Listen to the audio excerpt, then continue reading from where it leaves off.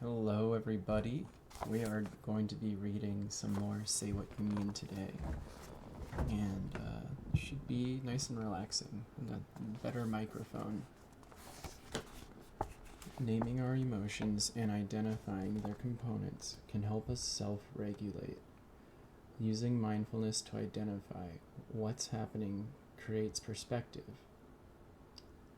As soon as we name something, we're no longer completely identified with it.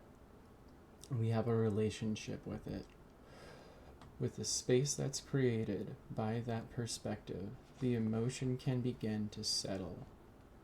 Sometimes emotions are so powerful that we can't differentiate any of the above components, let alone tolerate them. Our mind and body flood with a surge of intensity. This can happen with pleasant emotions, such as love or exuberance, as much as with pleasant emotions, such as anger or disgust.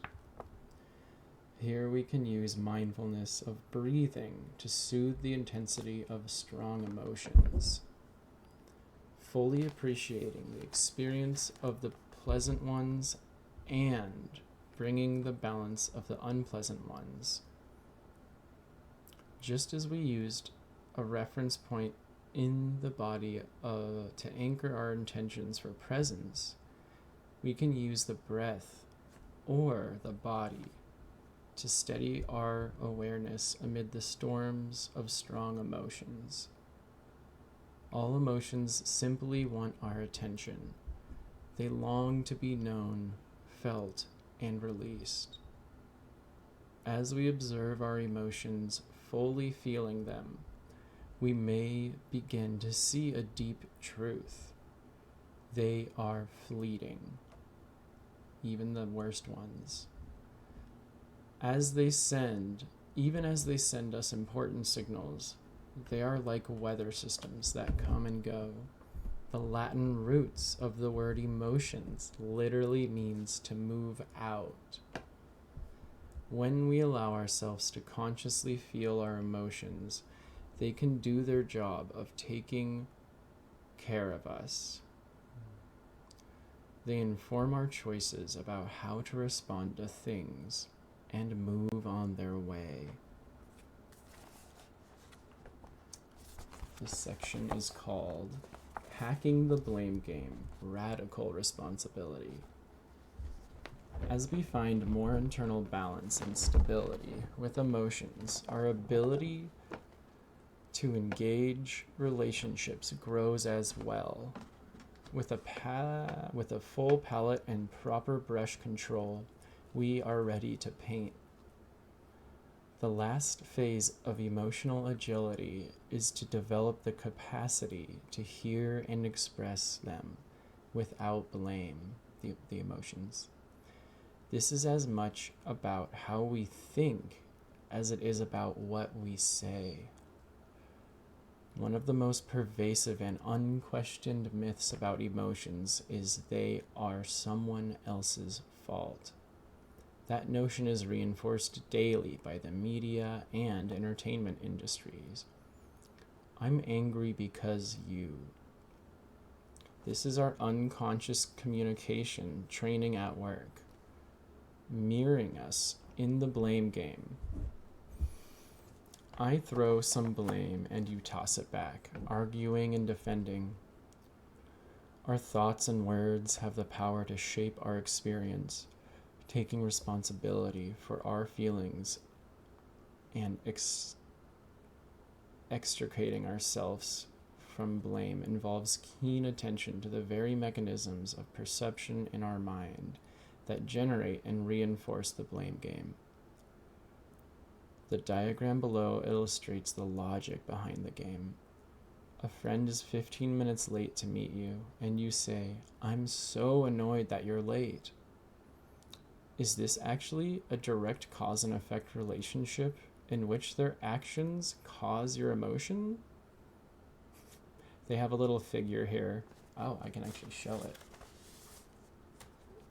I don't think you're going to be able to read it though. No, it literally just says event A leads to emotions. On a different day, you might have a different reaction. You might feel hurt or worried, or if you've had a busy day, relieved to have a few minutes to yourself.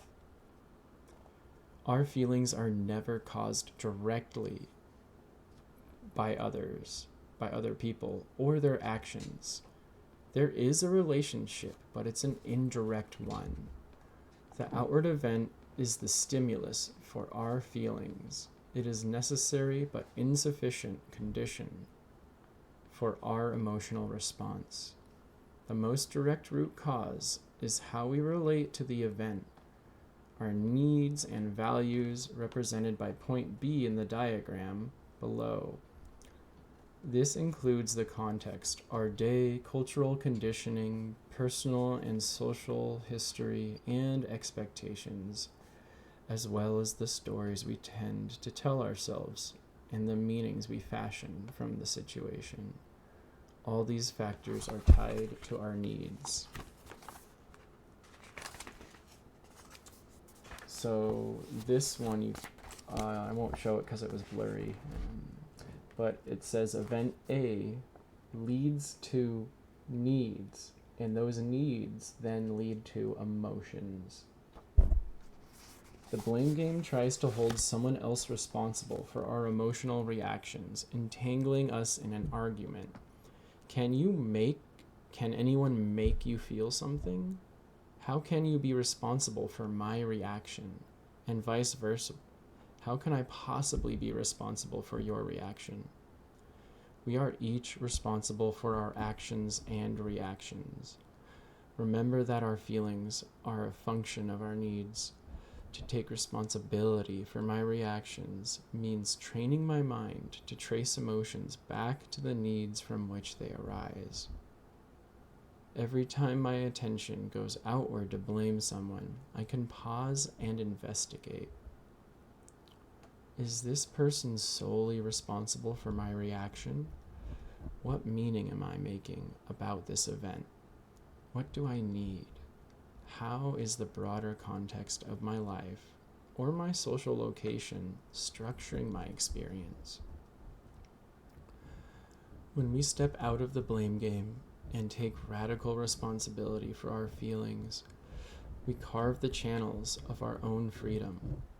If you are the cause of my emotions, you have power, and I remain hopeless. When we understand feelings as a function of needs, rather than the direct result of another's actions, we reclaim our autonomy and agency.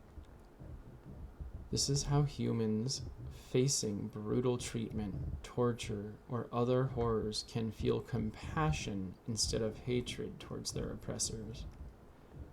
Our emotional life becomes an extension of our own values and barometer for our needs rather than a liability or weakness we need to protect.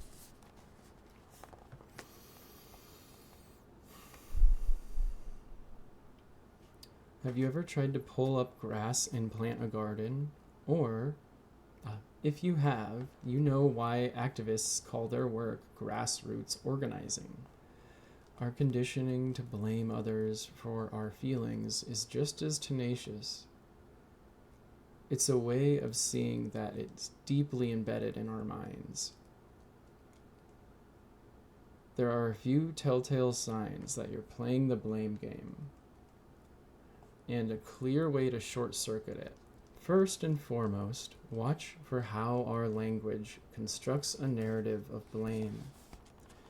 If you find yourself placing the cause of your feelings outside, thinking or saying, I feel blank because of you, turn it around and connect to your needs. As Rosenberg taught, use the following structure to locate the source of your feelings internally.